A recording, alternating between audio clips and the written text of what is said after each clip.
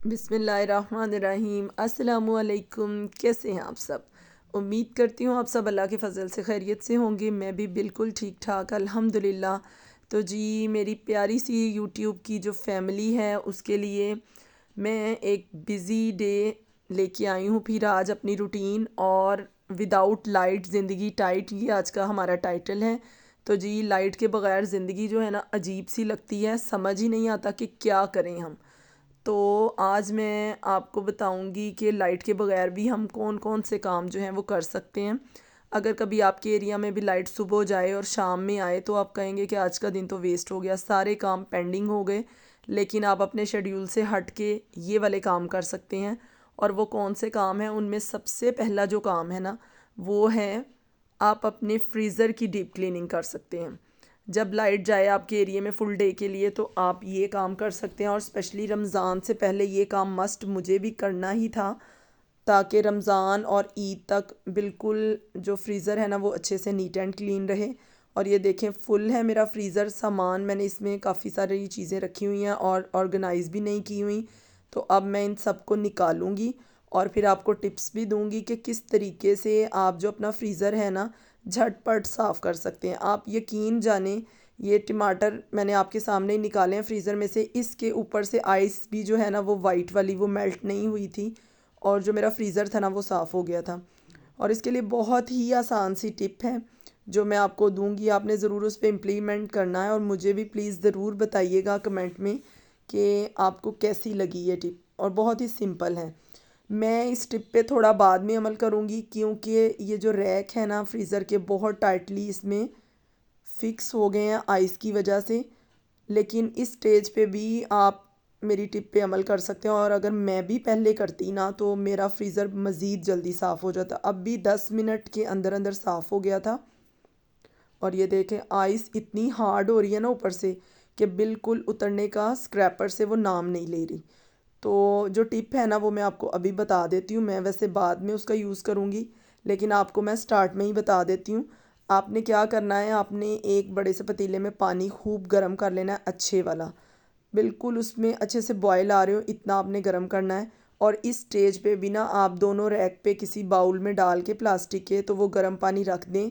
और फ्रीज़र आप अपना बंद कर दें, डोर इसका बंद कर दें और 10 मिनट के लिए आप छोड़ दें। आप यकीन जाने, जब आप खोलेंगे ना तो आप स्क्रैपर लगाने की देर है और बर्फ़ के पहाड़ नीचे आने की देर है। इतनी झटपट सारी जो आइस है ना इसकी वो उतर जाएगी।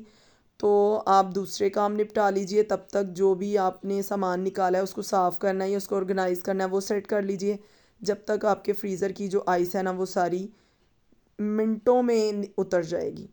तो आपने ज़रूर इस टिप को फॉलो करना है। बहुत इंशाल्लाह झटपट आपका भी फ्रीज़र साफ़ होगा। गर्म पानी डाल के किसी प्लास्टिक के बर्तन में आप एक दो जगह पे रख दीजिए, थोड़ा ज़्यादा ज़्यादा पानी। और फ्रीज़र 10 मिनट के लिए आपको बंद करना है। तो सारी आइस अपने आप ही हो जाएगी और हाथ भी आपके बहुत ज़्यादा ठंडे नहीं होंगे, क्योंकि हम वो बड़े बड़े जो इसके उतरेंगे ना क्यूब्स वही हम उठाएंगे और उसको फेंक देंगे। तो मैं अभी इस स्टेज पे ना गर्म पानी डाल रही हूँ, क्योंकि मुझे इस टाइम पे थोड़ी सी समझ नहीं आई थी कि जो टिप मैंने बाद में यूज़ करनी है वो इस तरह भी यूज़ हो सकती है। दोनों रैक पे मैं गर्म पानी रख देती बाउल्स में डाल के, और इतनी जल्दी साफ़ हुई थी। आप यकीन जाने, ये टमाटर है ना इसके ऊपर से आइस देखें ख़त्म नहीं हुई।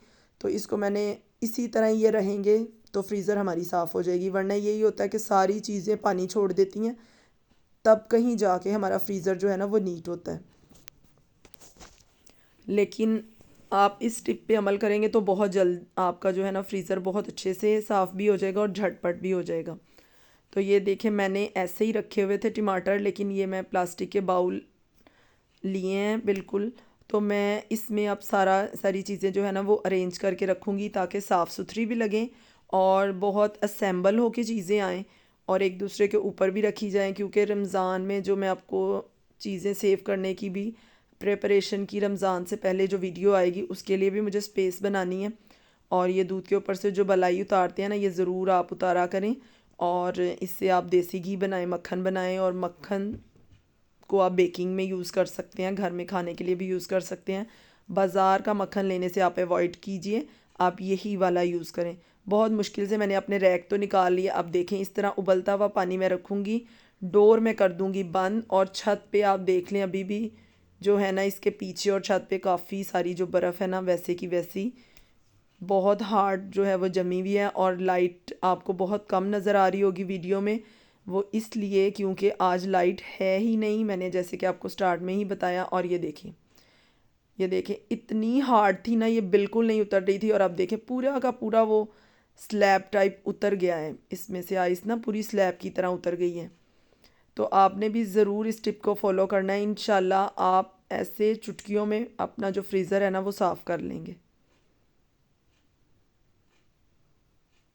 पूरा मैंने आपको डिटेल से दिखाया है कि कितना जल्दी ये जो है, ये देखें हाथ से मैंने इजीली उसको पकड़ लिया है और पूरे स्लैब के स्लैब उतर गए हैं वो आइस के जो थे। तो आप भी इस टिप को फॉलो करेंगे ना, एक तो आपके हाथ भी बहुत ज़्यादा ठंडे यख नहीं होंगे और आपका टाइम भी वेस्ट नहीं होगा। और ये देखें मैंने इसको वॉश बेसिन में फेंका है और पूरा जो था ना वो भर गया था, इतनी सारी आइस निकली थी। पूरा यहाँ पे पहाड़ बन गया था। अगर गर्मी होती ना तो बच्चे इस आइस से खेल भी लेते, क्योंकि गर्मियों में जब भी अक्सर फ्रीज़र साफ़ करते हैं तो बच्चे वो मरी वाला मज़ा लेते हैं, इससे मुख्तलिफ़ चीज़ें बनाते हैं। और उस टाइम पे तो हाथ भी बंदे के इतने ना नहीं यख ठंडे होते, लेकिन सर्दी के मौसम में तो हो जाते हैं। और ये देखें मैंने अंदर ही पड़ा रहने दिया गर्म पानी, और सारा जो फ्रीज़र था ना वो साफ़ हो गया हमारा, आइस सारी निकल गई है। स्क्रैपर की मदद से जो थोड़ी बहुत रह गई है वो भी मैं उतार के तो फेंक दूँगी। अब हम आएंगे इसकी टिप नंबर 2 की तरफ। और वो टिप नंबर 2 ये है, वो भी जो घर की वेस्ट चीज़ें हैं ना उससे ही मैं आपको बताऊंगी। देखें पूरी आइस जो थी वो मैंने निकाल ली है। अब मैंने इसके ऊपर अच्छे से, अगर आप सर्फ से धोना चाहें या जो किचन में हम लिक्विड यूज़ करते हैं उससे धोना चाहें, वो सारा मैंने लगा दिया। और आप एक चीज़ भी मुझे बताइएगा, ये फ्रीज़र मैंने न्यू ही लिया तो इसका ये बहुत टाइटली बंद है। अगर आपके पास भी ऐसा है तो इसको ओपन करते हैं वॉश करते वक्त या ऐसे ही बंद रहने देते हैं। और जो टिप नंबर 2 है ना वो ये है, गर्मियों के जो हमारे सूट अक्सर फटते ही हैं गर्मियों में कपड़े लॉन के, और उसके जो लॉन के दुपट्टे होते हैं वो बच जाते हैं हमारे पास, तो उसको आप कभी भी वेस्ट मत किया करें। वो दुपट्टे आप रख लीजिए। और ये देखें इस तरह जब आपने फ्रीज़र साफ़ करनी हो या डीप क्लीनिंग घर की करनी हो ना, तो मैं ये दुपट्टे यूज़ करती हूँ। बिल्कुल साफ़ सुथरे ये होते हैं और बहुत अच्छे से ना इससे क्लीनिंग हो जाती है। जो इसके रैक थे वो भी मैंने वॉश किए और लॉन के दुपट्टे से मैंने उसको ड्राई करके रख लिया। और ये देखें सारी चीज़ें मैंने अरेंज कर दी हैं। टमेटोज़ हैं, बेकिंग भी आपको पता है मैं करती हूँ, बेकिंग की वीडियोस भी इंशाल्लाह बहुत जल्द आएंगी। और जो बेकिंग का सारा सामान था वो भी मैंने रख दिया। जो चिकन था, स्ट्रॉबेरी थी मेरे पास फ्रीज़ की हुई, वो भी मैंने रख दी। और ये लेमन जूस और आइस क्यूब्स मैं रखती हूँ क्योंकि कभी भी इसकी ज़रूरत पड़ जाती है। और जो मलाई थी वो भी मैंने रख दी। और कोई चीज़ भी मेल्ट नहीं हुई कि पानी छोड़ा हो। और इसी तरह ही जो इसका डोर था, इसमें भी चटनियाँ और जैम की बॉटल्स जो रखी पड़ी थी उनको भी मैंने ऐसे ही अच्छे से साफ़ किया, दुपट्टे से अच्छे से उनको ड्राई किया और मैंने ये रख दी। तो ये देखें जी माशाल्लाह से हमारा फ्रीज़र नीट एंड क्लीन हो गया, साफ़ सुथरा। तो अब हम आ जाते हैं दोपहर के खाने की तरफ। बहुत ज़ोरों की भूख लगी थी, और जब ऐसे लाइट चली जाए और पानी का भी थोड़ा सा इशू हो तो जो घर में पड़ा हो ना उसी को ही आप मैनेज कर लें। तो गोभी का सालन पड़ा था तो मैंने सबको ना गोभी वाले पराठे बना दिए, क्योंकि बच्चे पराठे बहुत शौक़ से खा लेते हैं, सालन सभी अवॉइड करते हैं। गोभी के मैंने पराठे बनाए और बहुत ही मुझे भी मज़े के लगते हैं गोभी के पराठे रायते के साथ। और अक्सर मैंने सुना है कि बाज़ लोगों से कि वो कहते हैं कि हम गोभी के पराठे नहीं बना सकते, हमारे गोभी के पराठे जो है ना वो फट जाते हैं। तो नहीं, कभी भी नहीं होता। आप साइड से अच्छे से उसको सील कर दें तो ना गोभी उसमें से निकलती है, आलू गोभी का सालन, और ना ही वो फटते हैं।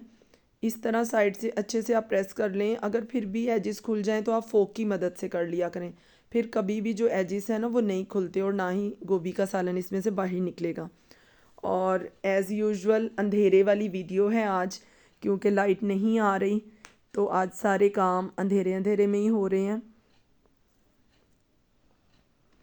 तो फिर मैंने सबको दोपहर का खाना दिया, गोभी के पराठे बनाए। और एंड में मैं एज़ यूजुअल हमेशा सबको खाना देने के बाद एंड में मेरी बारी आती है और ये मेरा ही पराठा बन रहा है। तो मुझे क्रिस्पी वाला पराठा पसंद है, सॉफ्ट वाला बिल्कुल भी अच्छा नहीं लगता। और बिल्कुल गर्मा गर्म तवे से उतरता हुआ ही। मैं ठंडा पराठा नहीं खाती, मुझे नहीं अच्छा लगता। तो ये जी गोभी का पराठा हो गया मेरा रेडी। अब मैं इसके साथ बनाऊंगी रायता और फिर खाऊंगी दोपहर का खाना। ये चटनियाँ जो हरी चटनी है मैं फ्रीज़र में हमेशा फ्रीज़ करके रखती हूँ, कभी भी मेरे घर में से ख़त्म नहीं होती, क्योंकि कभी भी आपको इसकी ज़रूरत पड़ जाती है। ये मस्ट आप बना के रखा करें और स्पेशली इसका यूज़ भी करना चाहिए, मैदे के लिए बहुत ज़्यादा फ़ायदेमंद होता है।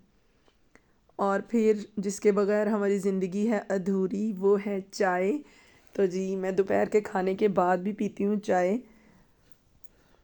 भाई मेरी जो छोटी सी फैमिली है ना यूट्यूब की, वो कमेंट करने में बहुत ज़्यादा कंजूसी करती है। मैं रोज़ आपसे इतनी बातें करती हूँ, आप भी तो कमेंट के ज़रिए बातें किया करें ना कुछ तो बात किया करें, लेकिन आप कमेंट्स करने में बहुत ज़्यादा कंजूसी करते हैं। ये मेरा गिला है आप सबसे। तो जी आज के बाद आपने ज़रूर कमेंट करना है, ये वादा करना है आपने इस वीडियो में मेरे साथ। और ये फिर मुझे चाय के साथ कुछ, ये बिल्कुल खाने के बाद का टाइम नहीं है, ये 5-6 बजे का टाइम है जब मैं कुछ हल्का फुल्का चाय के साथ लेती हूँ स्नैक। तो मुझे ये पार्टी बिस्किट भी अच्छे लगते हैं, ये मैंने लिए। और उसके बाद एज़ यूजुअल बर्तन बहुत ज़्यादा थे, उनको मैंने अच्छे से वॉश किया। अपना किचन मैंने नीट एंड क्लीन कर लिया। और एवरी टाइम मैं अपना किचन अल्हम्दुलिल्लाह बिल्कुल नीट एंड क्लीन रखती हूँ, स्टोव अच्छे से साफ़ करके, सिंक भी अच्छे से साफ़ करके। अगर आप रखें तो आप अपनी चीज़ों को बहुत देर तक चला सकते हैं।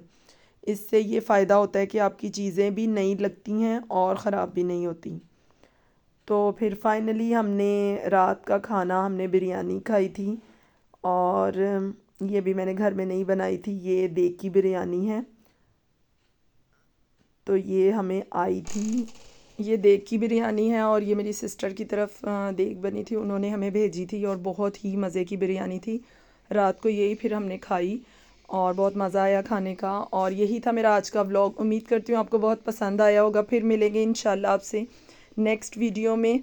और प्लीज़ मेरे चैनल को ज़रूर सब्सक्राइब कर दीजिए, वीडियो को लाइक कीजिए, फ्रेंड्स एंड फैमिली के साथ शेयर करें, बेल आइकन को भी ज़रूर प्रेस करें। दुआओं में याद रखिएगा। अल्लाह हाफिज़।